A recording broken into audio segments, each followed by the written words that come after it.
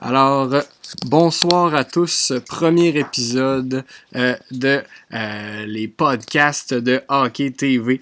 Donc, premier épisode donc qui est consacré aux séries éliminatoires. On vient tout juste, en fait, la première ronde vient tout juste de se terminer dans le circuit Courteau. Alors, pour ce qui est de comment l'émission va fonctionner, pour l'instant, ça va être un peu plus événementiel, là, comme on est en séries éliminatoires présentement.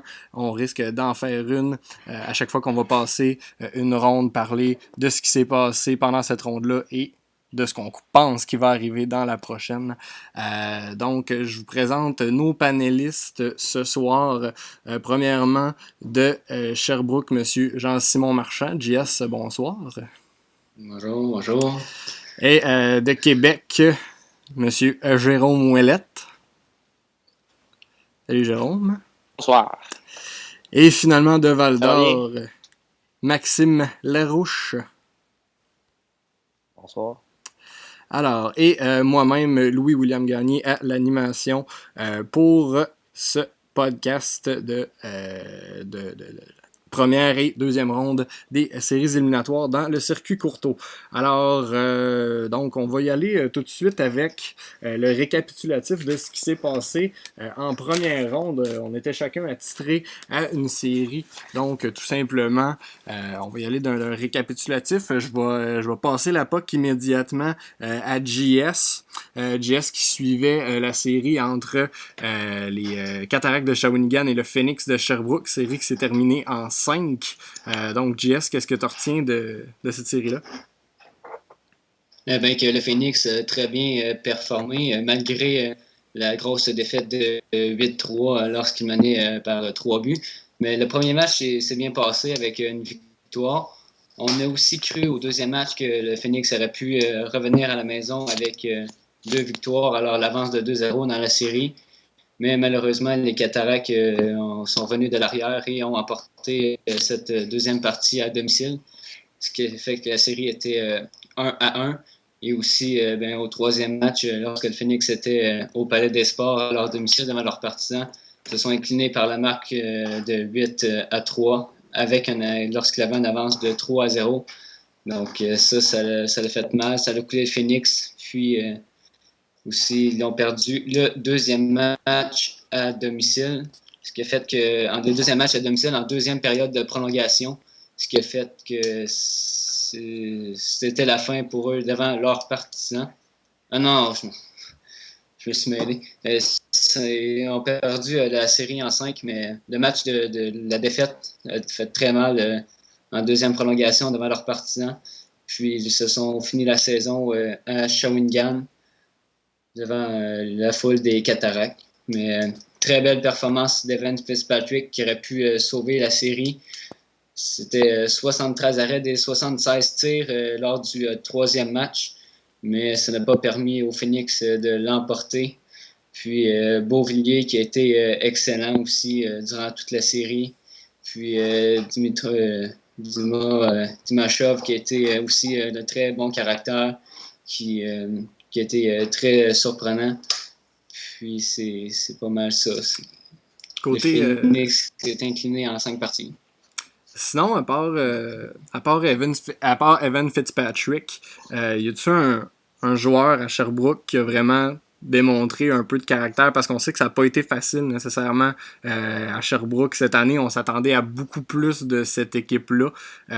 Puis dans des matchs importants comme en série, est-ce qu'il y a des joueurs qui se sont illustrés? Il y a Odette qui a bien performé durant les séries. Lui qui avait une saison plutôt difficile. Il y avait un peu un manque d'esprit d'équipe, mais qui s'est repris durant les séries éliminatoires, qui a très bien performé. On pense aussi à Carneal, le capitaine de l'équipe, qui a aussi bien performé durant les séries. Mais à part ça, il y a eu beaucoup de punitions lors du deuxième match. Ça a coulé Phoenix, la frustration. Mais l'équipe a bien joué en général. Puis ils auraient pu s'en sortir en 7 matchs, mais c'est ça, comme je dis, le deuxième match a coulé l'équipe, puis ça l'a fait très mal aussi.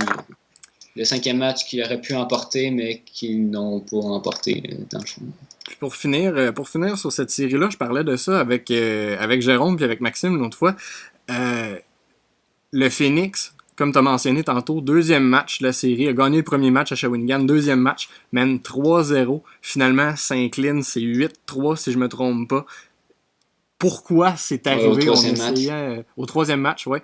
Merci. On essayait de comprendre ce qui est arrivé, comment ils ont pu s'effondrer comme ça. D'après toi, qu'est-ce qui s'est passé? Selon moi, ils ont pris l'avance pour acquis. Eux autres, c'était déjà gagné dans leur tête, donc ils se sont assis sur leur avance.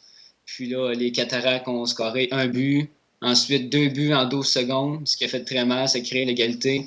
Puis là, selon moi, le Phoenix a paniqué, puis ils n'ont pas réussi à remonter la performance. Puis là, c'était la frustration, les punitions.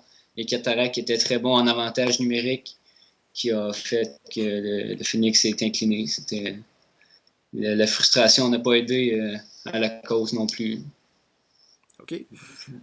Donc, je vais tout de suite passer à Jérôme qui, lui, couvrait la série entre les Remparts de Québec et les Olympiques de Gatineau. Série qui s'est terminée assez rapidement, donc en 4 matchs, un balayage des Olympiques. Jérôme, qu'est-ce que tu retiens de cette série-là? Ben, ça a démontré vraiment que les Olympiques, c'est une équipe qui va devoir vraiment être prise au sérieux, je crois, dans les séries éliminatoires, même s'ils ont terminé seulement en 5e position. C'est sûr que les Remparts, en ayant fait beaucoup d'échanges, ça les sortait, comme on dit, ça les sortait presque automatiquement de la série. Mais par contre, les 2 premiers matchs, les Remparts ont très bien joué, ben, surtout lors du premier match, ben les deux matchs, le gardien de but, Evgeny Kiselev, a été solide devant son filet. Et les hommes de Benoît Gros ont dirigé 28 lancés en sa faveur, sur lui, pardon. Et de plus, Kiselev a seulement cédé une fois devant un tir de Vitaly Abramov. Donc, c'était seulement 1-0. Puis lors du deuxième match, les Remparts ont rapidement pris les devants. Puis aussi, en début de match, on a senti beaucoup de robustesse. Il y a eu également un combat durant le match entre Tristan Hilly et Austin McKinney. De plus, aussi, c'est les Remparts, par exemple, qui ont pris les devants en deuxième période.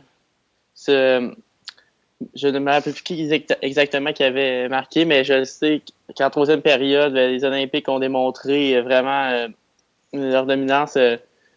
Ils ont tout d'abord avec un but de Tristan Hilly, qui avait un but et une bagarre. Et on peut dire qu'il lui manquait quasiment un aide pour faire son goal hat-trick, comme on dit dans mon langage de hockey. De plus aussi... Pardon, en fond, ça a été 2-1 grâce à un but d'Alexandre Alain. Et Evgeny Kiselev a encore une fois été solide avec totalisant 51 tirs, qui a arrêté 51 tirs durant le match. Et les Remparts ont seulement dirigé 11 dans au filet. Donc, les Remparts n'avaient vraiment pas beaucoup de profondeur à l'attaque. Donc, ça a vraiment fait la différence. Même si Kiselev a vraiment été solide devant son filet. Et plus, si on passe au troisième et quatrième match, je crois que le troisième match, comme on peut s'entendre, a vraiment été la faveur des Olympiques. 9-3 la marque finale. Et vraiment, c'était...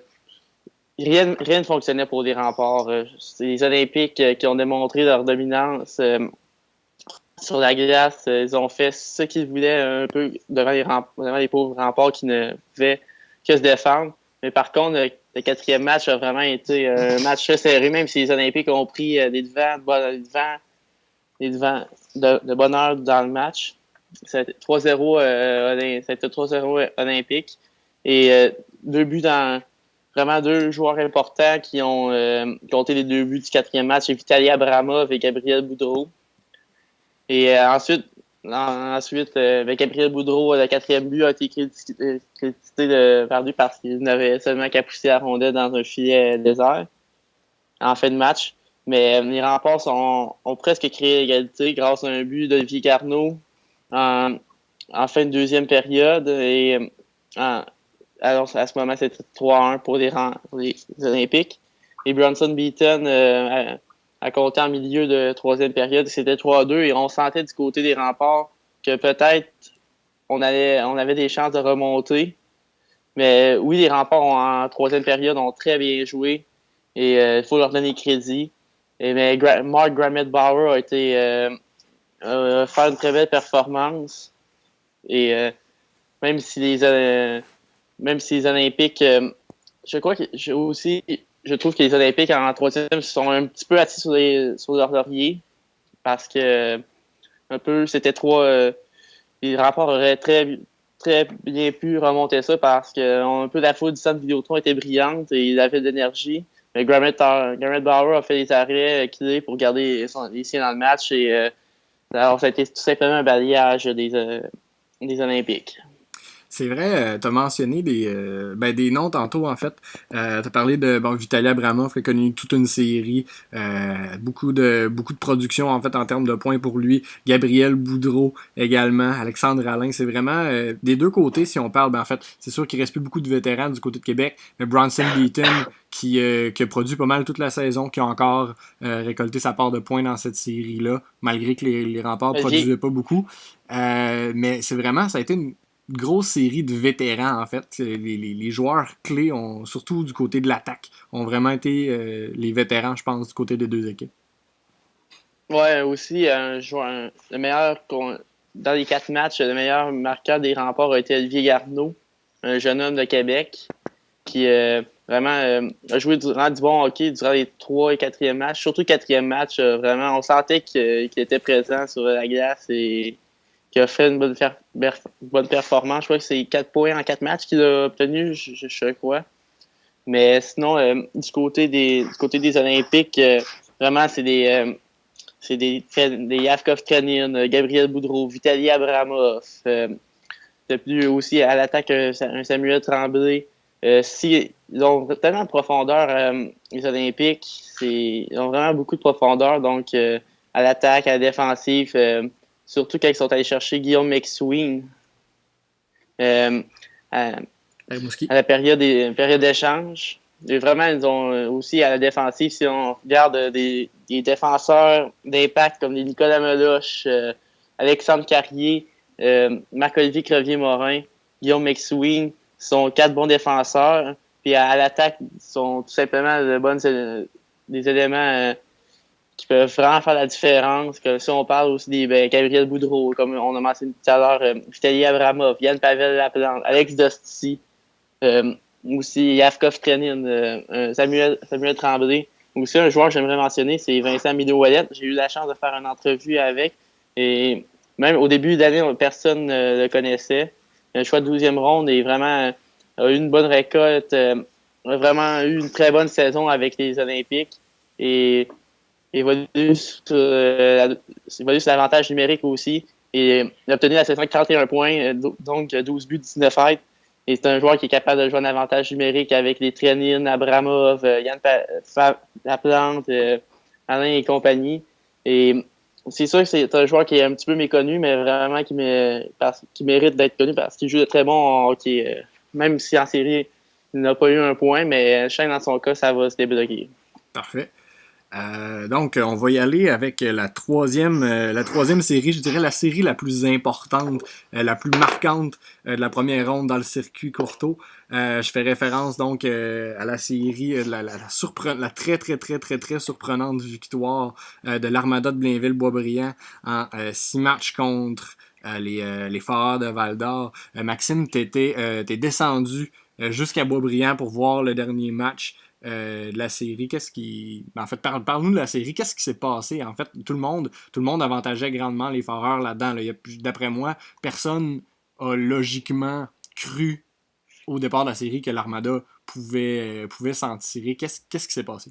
Mais il y avait aussi Caroline Ferrand de Rouen-Noranda qui avait prédit une victoire de l'Armada Boisbriand en 7 matchs. La prédiction qui avait été la plus surprenante chez hockey.tv, que tout le monde ne croyait pas que l'Armada allait gagner. Mais bon, c'est la seule qui avait voté pour l'Armada en 7 matchs. Ah, mais merci de la précision, Étrangement, Jess. elle vient de Rouen. Donc, Ouais. faut répondre à ta question. Qu'est-ce qui s'est passé? Premier match, les Foreurs ont rapporté la victoire. Tout le monde ne s'attendait pas à une victoire de l'Armada, mais Joël Bouchard, je donne un grand crédit à lui. Il a surcoaché, comme on dit, Mario Durocher. J'explique. Premier match, les Foreurs ont dominé complètement. L'Armada ne savait plus quoi faire, il était débordé. Bouchard s'est adapté à ça. Il a dit à ses joueurs de jouer défensif, qui n'arrivaient pas à battre les Foreurs en essayant de jouer offensif. Et c'est ça qui a fait, selon moi, qui a changé la série de bord. Et Aubé-Kubel, lors du premier match, faisait ce qu'il voulait avec la rondelle. Deuxième match, on le voyait plus, il était invisible sur la patinoire. Et encore une fois, Joël Bouchard, c'est grâce à lui qui a dit à ses joueurs qu'il fallait surveiller les gros canons des Foreurs. Et c'est ce qu'ils ont fait avec brio. Car les gros canons, je pense aux Beauregard, Richard, Gauthier, Aubé-Kubel, n'ont rien réussi à faire de la série. Donc, chapeau à Joël Bouchard. Aussi, côté gardien de but, Samuel Montembeault, qui a été exceptionnel lors de cette série. Surpassé mon petit sur toute la ligne, sans rien enlever à mon petit, qui a connu quand même une série très difficile.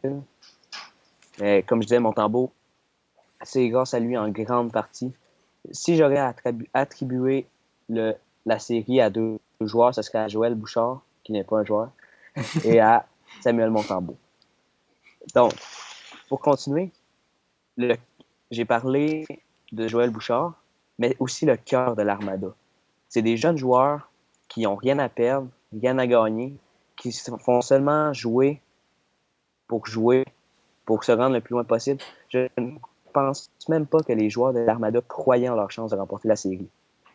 Mais ils se jetaient devant les lancers des Foreurs. Ils aidaient leurs gardiens, ce que les Foreurs ne faisaient pas ou très peu. Donc, ce que j'ai à reprocher un petit peu aux Foreurs, c'est l'incapacité à s'adapter. On a vu plusieurs commentaires comme quoi l'Armada jouait un style très défensif, limite un manque de respect pour les partisans selon quelques personnes. Il jouait la trappe mais pour être. Les Foreurs, pour pas le nommer, il jouait la trappe. Ouais. Ça, c'est l'incapacité que les Foreurs ont eue à s'adapter. Ils n'ont pas été capables de s'adapter à ça. Une bonne équipe aurait été censée être capable de déjouer la trappe, de déjouer la défensive de l'Armada, ce que les Foreurs n'ont pas réussi à faire. Donc, chapeau à l'Armada qui ont réussi à retenir la grosse attaque dévastatrice des Foreurs, et à Montembeault et à toute l'équipe. Et aussi, un salut tout spécial à Philippe Sanche, le capitaine de l'Armada, qui joue sa dernière année avec l'équipe, qui était dans les meilleurs pointeurs de la série et même de la Ligue en ce moment. Et sérieusement, avec 11 points, donc 4e meilleur pointeur de la Ligue en série cette année, derrière les gros canons des Huskies, bien sûr. Mais selon moi, c'est capitaine. Il a su il y a beaucoup de leadership, Philippe Sanche, lui qui transmet son expérience aux jeunes joueurs, qui a permis à l'Armada de remporter la série. Parfait. Et j'aimerais, on en a discuté une fois, et je trouvais que c'était vraiment un point qui était très très intéressant quand on parlait des transactions qui ont été faites. En fait, la transaction qui impliquait en fait les deux équipes, l'Armada et les Foreurs. On parlait de Gignac et on parlait de un autre joueur qui s'est finalement pas présenté à Val d'Or, et ça a vraiment été un bon point que tu avais apporté. J'aimerais ça que tu en fasses part. En fait, c'est Alexandre Delisle-Hood qui avait amassé, si mes souvenirs sont bons, 32 points en 33 parties avec l'Armada, qui était une équipe très moyenne. Donc, avec les Foreurs, il aurait certainement pu augmenter sa moyenne jusqu'au-dessus d'un point par match. Gignac, c'est un petit joueur, mais avec la profondeur de Val d'Or, il jouait sur le 3-4e trio de l'équipe. À l'Armada, il jouait sur les 2 premiers trios, ainsi qu'en avantage numérique. Il avait du temps de jeu, il a fait mal aux Foreurs dans cette série. Et je crois qu'il doit tellement être content d'avoir réussi à battre les Foreurs. C'est toute l'équipe doit être contente, c'est certain, mais lui, ça doit être spécial. Ouais. Donc, pour ce qui est donc de la série que moi j'ai couvert, pour ce qui est de la première ronde, j'ai couvert la dernière série, en fait celle qui s'est terminée hier soir, qui se disputait entre les Saguenay de Chicoutimi et les Screaming Eagles du Cap-Breton. Les Eagles qui ont remporté la série en 6 parties.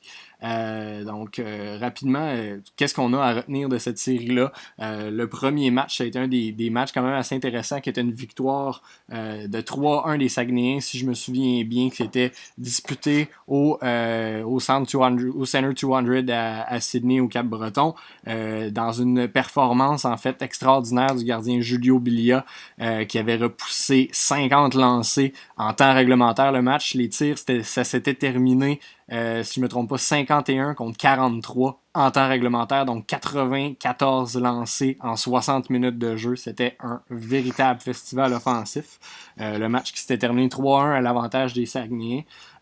Jusqu'au quatrième match, la série était égale 2-2. C'est une série qui était très bien partagée entre les deux équipes. Si on regarde l'allure de la série, en fait, Chicoutimi avait pris les devants 1-0. Cap-Breton avait créé l'égalité avant de prendre les devants 4-3 en prolongation dans le match disputé à Chicoutimi, un but gagnant de Pierre-Luc Dubois. Ensuite, Chicoutimi avait repris les devants, avait créé l'égalité 2-2 en gagnant 5-4 à domicile. Et puis finalement, ça s'est terminé pas à domicile, extérieur. Et puis finalement, les Screaming Eagles du Cap-Breton ont remporté les matchs numéro 5 et 6 par la marque de 4-0 et 7-4. Donc, Cap-Breton qui a marqué dans leur match 5, 4 et 7 buts dans les 4 et 7 buts, donc une grosse production dans les derniers matchs de la série. On le savait que les Screaming Eagles, c'était une équipe qui était extrêmement talentueuse en attaque. Quand on parlait des Evgeny Svechnikov, des Michael Joly et Pierre-Luc Dubois, Maxime Lazarev qui est retourné, en fait, qui a manqué le début de la série, pourtant qui a récolté plus que sa part de points. Et vraiment, on le savait que les Screaming Eagles pouvaient être une surprise. Ils avaient connu une bonne fin de saison, même une très bonne fin de saison. C'est une équipe qui est plus que bien nantie en attaque, probablement qu'en termes de talent brut, c'est l'équipe la plus dangereuse offensivement. Si on va voir du côté des statistiques des joueurs des Eagles, on a 2 pointeurs de 10 points, donc qui sont Lazarev et Svechnikov. Sinon, on a Michael Joly à 9 points. Olivier Leblanc, le défenseur, qui a 8 passes en 6 matchs, suivi finalement de Pierre-Luc Dubois, qui a 1 point par match. Donc, on peut compter rapidement qu'on a 5 joueurs de l'équipe qui ont 1 point par match et plus, dont Lazarev qui en a une moyenne de 2 points par match. Donc, les gros canons ont fonctionné du côté des Screaming Eagles. On dit souvent, c'est un cliché de hockey, tu gagnes avec tes meilleurs ou tu perds avec tes meilleurs. Si tes meilleurs sont meilleurs que les meilleurs de l'autre côté, je sais pas si c'est concis ce que je viens de dire, là, mais si tes meilleurs sont les meilleurs, tu gagnes des matchs. C'est comme ça que ça fonctionne. Cependant, je pense qu'on doit reconnaître que les Saguenayens ont joué quand même une bonne série. De ce côté-là, je dois dire que peut-être le joueur par excellence de la deuxième moitié de saison, Nicolas Roy, une production de 7 points en 6 parties. Donc, qui d'après moi a eu une performance qui était idéale. Je pense pas qu'on pouvait vraiment demander plus à l'attaque de Nicolas Roy. Il a terminé par exemple avec une fiche de -5, donc c'est peut-être moins enviable, surtout qu'il y avait quand même une bonne fiche défensivement en saison régulière, du moins dans la deuxième moitié de saison. Sinon, j'aimerais souligner le travail de Taylor Cooper, qui a marqué 4 buts en 6 matchs, qui a connu une excellente fin de saison et qui a marqué des buts clés, des buts très importants qui ont permis aux Saguenayens d'être présents comme il faut dans les matchs. Une déception, par contre, du côté des Sags, c'est le défenseur Frédéric Allard, d'après moi, qui va vraisemblablement être un choix de 2e tour cette année dans la Ligue nationale de hockey. Peu récolté de points, pas une fiche positive. Par contre, son travail était, je dois dire, pas si pire. Les résultats offensivement n'ont pas été là, malheureusement. Et on n'a pas pu profiter des des largesses d'Alexandre Bélanger, parce que de ce côté-là, moi, je dois dire que je suis pas convaincu. Avec Alexandre Bélanger, c'est souvent tout ou rien, en fait. Et on sait qu'en saison régulière, les Saguenayens avaient le deuxième meilleur jeu de puissance de toute la ligue. Et c'était entre autres grâce, premièrement, à Nicolas Roy. Près du filet, c'est un poison. Il n'a pas marqué près de 50 buts pour rien. Et Frédéric Allard, que j'ai mentionné, qui était le corps arrière de cette équipe-là, une grosse partie des succès en avantage numérique était due à ça. Et malheureusement, ils n'ont pas été capables de profiter de leurs opportunités autant qu'ils le faisaient en saison. Et malheureusement, ça leur a coûté la série. Donc, un petit récapitulatif là, très rapidement des autres séries qu'on a vues. Rouyn-Noranda contre Drummondville. Rouyn-Noranda qui a gagné en 4. J'aime pas dire ça, mais c'est un massacre en règle. Là, on va s'entendre là-dessus. Il n'y a pas eu de surprise là, mais pas du tout. Batters contre les Sea Dogs de Saint John. Ça a été une victoire des Sea Dogs en 5. J'aurais souhaité que le Titan fasse un peu mieux. Je pense que c'est une équipe, par exemple, de jeunes qui avaient très peu d'expérience. Donc, ils vont quand même apprendre beaucoup de ça. Rimouski-Charlottetown, ça s'est terminé en 6 à la faveur des Highlanders. Une belle série bien disputée. Je salue un ancien joueur du Drakkar, mon équipe, Alexis Vanier, qui a eu une excellente production dans cette série-là. Beaucoup de buts, des buts importants, dont des buts en prolongation. Et finalement, l'autre série... 5 buts quasiment. Ouais. 5 buts en 6 matchs. Pour un défenseur, disons que c'est une fiche assez intéressante. Ça meublait aussi l'ancien de Victoriaville qui a 3 buts, 9 passes pour un total de 12 points en 6 parties. Ça, se situe au 6e pointeur du circuit Courtois présentement en séries éliminatoires. Samuel Blais qui a été une très belle acquisition pour les Highlanders. Je crois qu'il va pouvoir aider beaucoup cette équipe-là pour le reste des séries contre les Cataractes en 2e ronde. Et on l'avait dit à Charlottetown, depuis que Daniel Sprong est revenu, c'est plus la même équipe. Ils ont connu un début de saison très ordinaire. Depuis que Sprong est revenu en décembre ou en janvier, c'est une équipe qui a connu une fin de saison extraordinaire. Donc, j'avais prédit une victoire des Highlanders, une victoire en 6 matchs. Et finalement, la dernière série qui s'est terminée, les Wildcats de Moncton ont disposé des Tigres de Victoriaville en 5 parties, souvent des matchs très serrés qui allaient en prolongation. Malheureusement, les Tigres n'ont pas pu profiter. La série aurait facilement pu être 2-0 en faveur des Tigres également. Malheureusement, pour eux, c'est allé du côté des Wildcats. Donc, on va... Mais je trouve que honnêtement, les Tigres méritaient quand même de gagner cette série-là parce qu'ils ont travaillé soit... les 2 premiers matchs à Moncton étaient clairement en leur faveur. Les Tigres méritaient vraiment un meilleur sort. Connor Garland qui a 8 points en 5 parties, c'est le joueur de l'équipe présentement. C'est le joueur de la série qu'il fallait surveiller. Garland, même avec tout ce qu'on peut dire sur Connor Garland, c'est un joueur de talent, je veux dire, incroyable. Et tu te dois de surveiller ce joueur-là. Et ce que je pensais, c'est que Moncton n'est pas une équipe si complète que ça. Si les joueurs clés sont neutralisés, on est capable de jouer du bon hockey contre eux autres. Puis Moncton ont connu une fin de saison, en fait une deuxième moitié de saison affreuse. Ils jouaient même pas pour 500 depuis janvier. Je pensais que j'avais donné le bénéfice du doute aux Wildcats par exemple, mais j'aurais pensé que Victoriaville aurait pu enfiler l'aiguille, compléter leur match plus que ça. Donc, on va passer maintenant aux séries de 2e tour. Faut qu'on avance. Je vais un petit bug de son. Hein? Ouais. Alors, donc du côté des séries de 2e tour, je vais y aller tout de suite avec Jérôme. Avec la série donc entre les Olympiques de Gatineau et les Wildcats de Moncton. Rapidement, qu'est-ce que tu penses qu'il va se passer là-bas? Mais je pense que cette série-là devrait se terminer en 5 parties du côté des Olympiques. Oui, comme tu mentionnais tantôt, les Wildcats sont une bonne équipe, mais à la défense, je trouve que honnêtement, les Olympiques sont mieux balancés que les Wildcats parce que les Olympiques ont plus de profondeur à l'attaque et en défensive. Comme je mentionnais tantôt, les Olympiques pique contre des éléments comme Alexandre Carrier. C'est des joueurs qui peuvent. Des excellents bons joueurs en défensive, tandis que du côté des Wildcats, on a seulement un défenseur comme Jacob Sweeney. Oui, un très bon défenseur de 20 ans, mais sinon, vraiment, on manque de profondeur à la défensive, que tandis du côté des Olympiques, c'est vraiment une bonne équipe.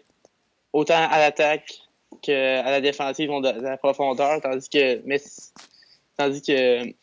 les Wildcats, eux, ont seulement un gros élément en offensive, c'est Connor Garden et Vaclav Karabachek, pardon. Ces deux joueurs-là peuvent être très dangereux, donc c'est très à surveiller. Mais je donne un match aux Wildcats. Donc, je vais passer à JS, qui va en fait nous parler de la série entre les Cataractes de Shawinigan et les Highlanders de Charlottetown. Qu'est-ce que tu penses de ça, JS? Ben, pour ma part, j'ai prédit bien évidemment une victoire des Highlanders de Charlottetown en 6 rencontres. Je crois que les Highlanders sont prêts, l'équipe qui pourrait sortir les Cataractes des séries. Les Cataractes sont allés chercher beaucoup de joueurs dernièrement, avant la date limite des transactions. On parle du gardien Philippe Kederet et Dimitro Timashov, deux très bons joueurs, mais je crois que même à ça, les Highlanders pourraient sortir les Cataractes de cette série, puisque les Highlanders ont un très beau jeu d'équipe, mais les Cataractes on pourrait très facilement les sortir de leur jeu, puis se découragent facilement. Puis on pense avec aussi Samuel Blais des Highlanders qui a 12 points en 6 rencontres, aussi Daniel Sprung qui pourrait beaucoup aider avec 9 points en 6 rencontres. Donc, selon moi, c'est l'équipe qui va se rendre à la prochaine ronde des séries éliminatoires, soit en 3e ronde. Donc, Max, je te passe la POC, série entre les Huskies de Rouyn-Noranda, l'Armada de Blainville-Boisbriand. Est-ce que l'Armada va être en mesure de continuer sur sa lancée? Continuer sur sa lancée, je ne crois pas. Par contre, j'ai prédit Rouyn-Noranda en 5 parties. Je donne une partie à l'Armada tout simplement parce qu'ils ont un meilleur gardien en Samuel Montembeault qui est tout simplement extraordinaire. Philippe Sange, je crois, il ne veut pas partir. C'est sa dernière année dans la Ligue. Il veut continuer le plus loin. Il va tenter de mener son équipe pour passer les Huskies. Une deuxième surprise, je ne pense pas. Les Huskies sont une équipe très complète avec des joueurs comme Meyer qui totalise 8 buts en seulement 4 matchs et David Perron, Francis Perron qui totalise 10 mentions d'aide. Les deux joueurs que je viens de nommer ont 13 points en seulement 4 matchs. Donc, dans l'équipe des Huskies, équipe très complète, ils ont 5 des 20 meilleurs pointeurs de la Ligue en série. Ils devront toutefois se méfier de l'Armada, qui ont seulement un seul des 20 meilleurs marqueurs dans les présentes séries. Mais Joël Bouchard, comme il l'a fait avec les Foreurs, devrait réussir à bien s'adapter au style des Huskies, devrait encore une fois jouer la trappe, comme on dit, pour tenter de limiter les dégâts, devront exceller en désavantage numérique face à celui des Huskies, qui est tout simplement excellent depuis le début des séries éliminatoires. J'ai prédit Huskies en 5, mais je crois que les matchs seront très serrés, car, premièrement, Montembeault, Chase Marchand, le gardien des Huskies, je crois Montembeault est nettement supérieur à lui, mais je crois que les Huskies devront se méfier, car ça sera une série très serrée. Je vais y aller, en fait, avant de poursuivre là-dessus, j'aimerais, en fait, c'est un peu anecdotique, mais quand même, de là, en fait, comment ma prédiction est basée sur cette série-là, ça se compare vraiment, vraiment, vraiment bien, selon moi, avec ce qui s'est déjà passé à Bécomo, les séries du printemps 2012. Le Drakkar avait terminé 13e, tout comme l'Armada, il avait connu une fin de saison affreuse.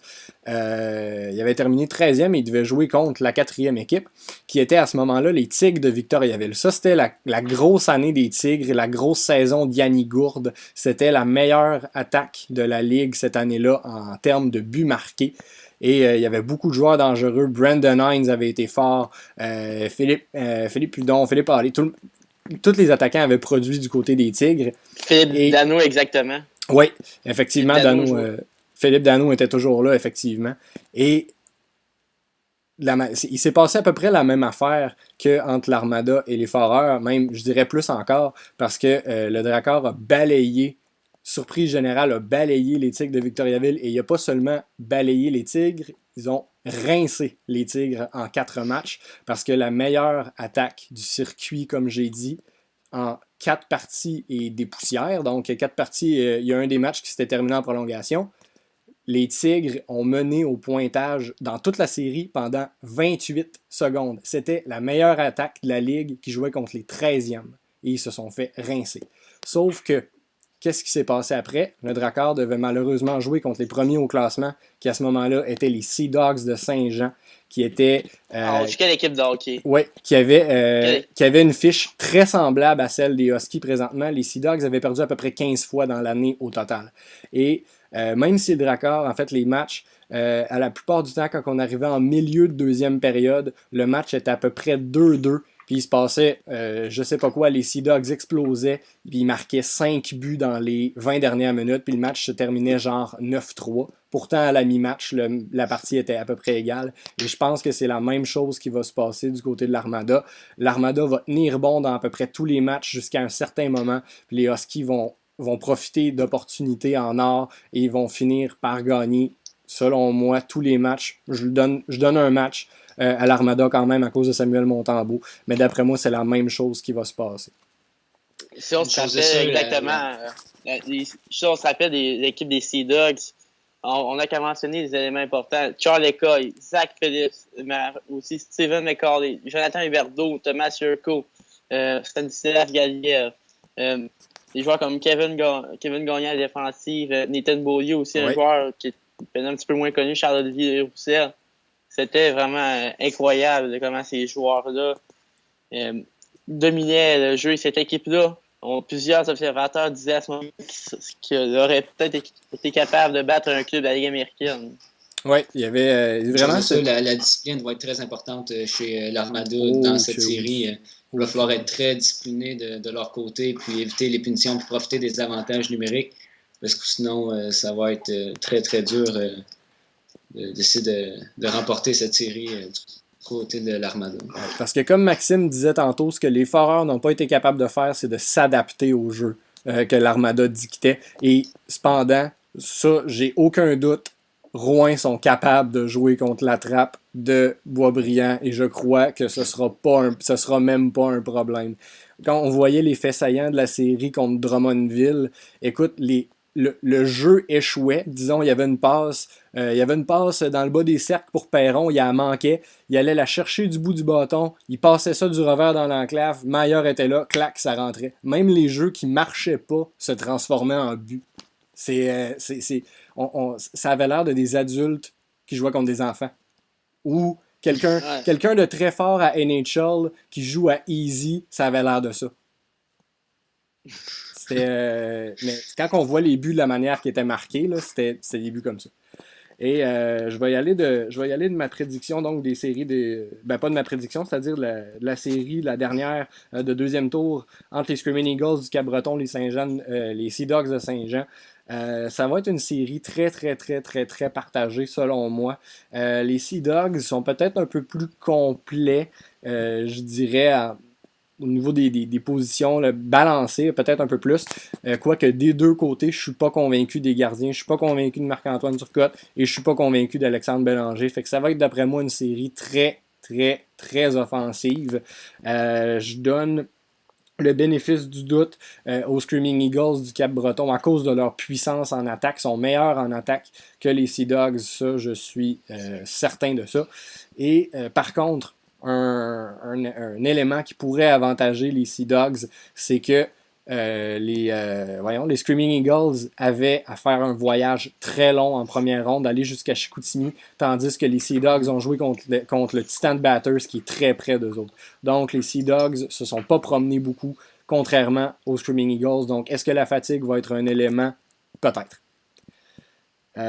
Donc, pour conclure sur cette première émission du podcast Hockey.tv, on va y aller, messieurs, de nos prédictions pour les séries de deuxième ronde, nos prédictions complètes. JS?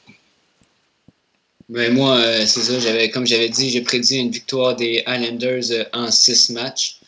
Du côté de la série Husky contre Armada, je prédis les Huskies en 6 matchs. Je crois que l'Armada serait capable de tenir pour 2 matchs. Du côté de la série olympique contre la mémoire, olympique contre Les Wildcats. Moncton, je crois que ça va être les Olympiques en 5 matchs. Je crois que les Olympiques sont une très bonne équipe et que Garland ne pourra pas tenir. Puis pour la dernière série, Saint John contre Screaming Ghost Cap-Breton, je prédis Cap-Breton en 7 rencontres. Sinon, as-tu eu un rendement pas pire dans tes prédictions de première ronde? Oui, sauf bien évidemment la fameuse surprise de l'Armada Blainville-Beaubriand que je n'avais pas prédit une victoire. Donc, sinon, c'était pas mal... pas mal exact. Jérôme, ouais. Jérôme. Sauf les matchs qui restent. Sauf les matchs. Sauf le nombre de matchs, ok. Ouais. Jérôme, tes prédictions série deuxième tour? Moi, je vais en 4 matchs pour les Huskies de Rouyn-Noranda. Je vois cette équipe-là tout simplement trop forte, comme on dit. Ils ont des bons éléments, autant à l'offensive qu'à la défensive. Des joueurs qui peuvent changer un match à tout moment. Je pense à un Timo Maier, un Francis Perron. On pourrait en nommer plein. Oui, l'Armada ont une équipe de caractère, mais je ne pense pas vraiment qu'ils sont capables de tenir face à la puissante machine des Huskies de Rouyn-Noranda.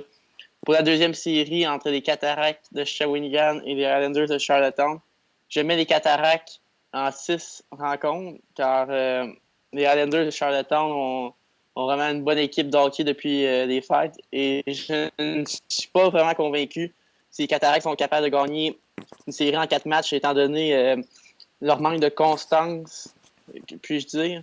Et je crois que les Highlanders vont être capables de compétitionner face aux Cataractes.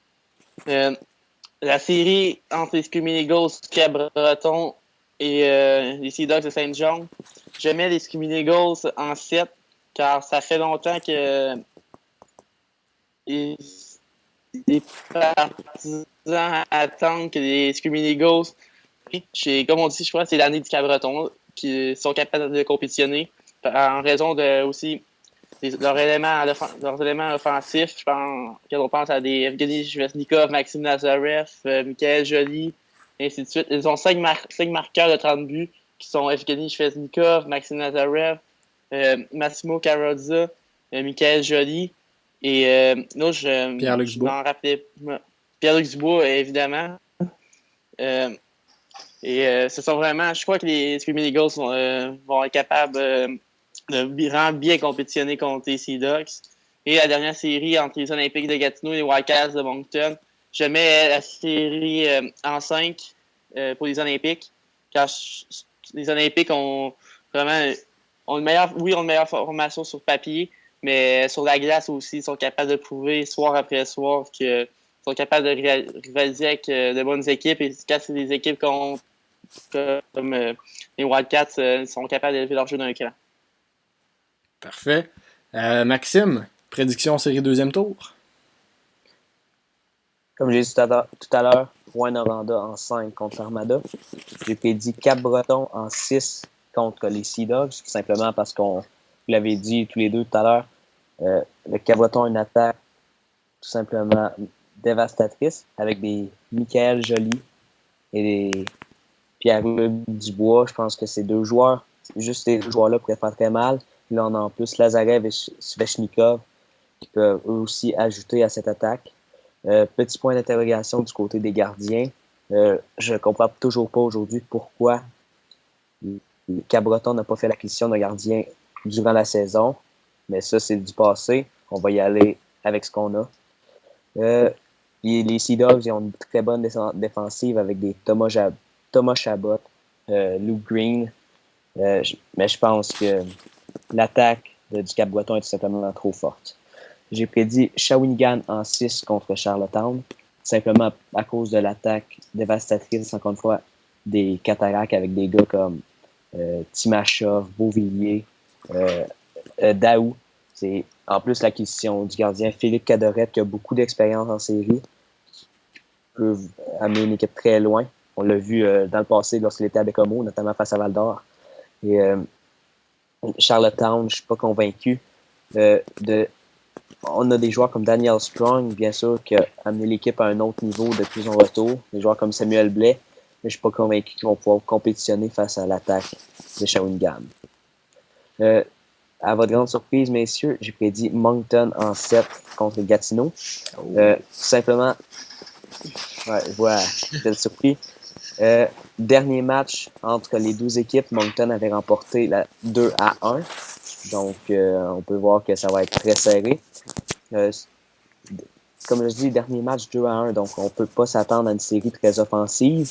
Les gardiens de Gatineau ont bien fait en première ronde, tout comme le défenseur officiel, mais des bonnes séries.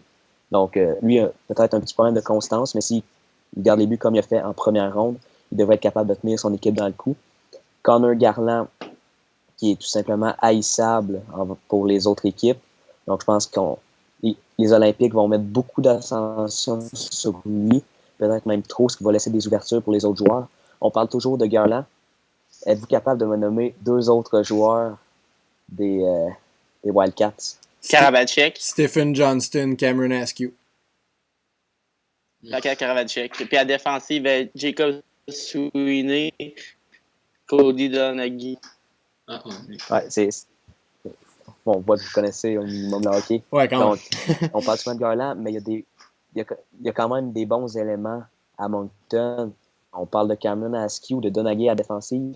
Donc, je pense qu'il serait capable de peut-être causer la surprise et de remporter la série. Parfait, donc je vais y aller en terminant de mes prédictions pour les séries de deuxième ronde. Alors, j'ai prédit une victoire des Olympiques de Gatineau en 6 matchs contre les Wildcats de Moncton. Je donne 2 matchs aux Wildcats à cause... Je sais pas pourquoi, parce que même quand ils dominent pas un match, ils ont le don d'aller chercher les buts importants, les buts clutch, si vous me permettez l'expression anglaise. Ils vont vraiment les chercher. Et ça, c'est ce que Connor Garland réussit à faire. En plus de marquer, c'est bien souvent des buts très importants qui inscrit. Donc, si Kevin Bouchard est bon devant son filet, que le match se dirige vers la prolongation, je donne l'avantage aux Wildcats. Ils ont vraiment cette espèce d'aptitude-là à aller chercher les gros matchs. Sauf que Gatineau sont une équipe beaucoup plus complète. Leurs 2 gardiens sont extraordinaires, Mathieu Bellemare et Mark Dramet-Bauer. Sinon, des gros joueurs vétérans qui ont produit et qui produisent encore. La meilleure défensive dans le circuit. Je peux pas leur donner l'avantage, mais si Moncton profite de leur chance, ils sont quand même capables d'aller chercher des matchs. Sinon, Rouen contre l'Armada de Blainville-Boisbriand, j'ai prédit une victoire des Huskies en 5 parce que, d'après moi, les Huskies vont être capables de s'habituer au jeu de l'Armada. Ils vont être préparés, contrairement à ce que Val-d'Or était, parce qu'ils savent à quoi s'attendre. Ils ont vu ce que l'Armada ont fait à Val-d'Or et Gilles Bouchard va être prêt, puis les joueurs vont être prêts. Je donne quand même un match à l'Armada à cause de Samuel Montembeault. Je le vois bien là, faire une performance de plus de 45 arrêts pour aller chercher le match. Sinon, 3e série donc entre les Cataractes de Shawinigan, les Islanders de Charlottetown. Je prédis une victoire des Cataractes en 7 parties. Je donne le bénéfice du doute aux Cataractes parce qu'ils ont énormément de vedettes, comme on a dit, Anthony Beauvillier, Alexis Daou, Dmitro Timashov, Philippe Cadorette. Cadorette, si je me trompe pas, c'est le recordman ou presque en termes de matchs joués en série en carrière dans la Ligue de hockey junior majeure du Québec. Et ça compte. Malgré que Mason McDonald a joué aux championnats mondiaux juniors. Et les Islanders vont très très bien, mais je vais donner le bénéfice du doute aux Cataractes. Sauf que s'ils ne jouent pas à la hauteur de leur talent, s'ils manquent d'intensité, ils vont se faire pincer et ils pourraient bien échapper plusieurs matchs si ce n'est pas la série. Et finalement, entre les Sea Dogs de Saint-Jean, les Screaming Eagles, je prédis une victoire des Eagles en 6. Comme j'ai expliqué tantôt, leur attaque est juste trop puissante, mais ça va être une belle série offensive. D'après moi, tout dépendant de comment Marc-Antoine Turcotte et Alexandre Bélanger se comportent, on a des bons éléments, des excellents éléments en attaque des deux côtés. Une série des Maritimes, d'après moi, ça va être beau à voir de ce côté-là. Alors, là-dessus, c'est ce qui conclut cette première émission du podcast Hockey.tv. Je salue donc mes panélistes ce soir, Jean-Simon Marchand, Jérôme Ouellette, Maxime Larouche. Merci beaucoup d'avoir été là. Et on se revoit à la fin de la deuxième ronde, j'imagine, pour parler des prochaines séries, les séries de demi-finale. Donc, il restera 4 équipes. Donc, bonne soirée, messieurs, et à la prochaine. Merci. Merci. Bonne soirée.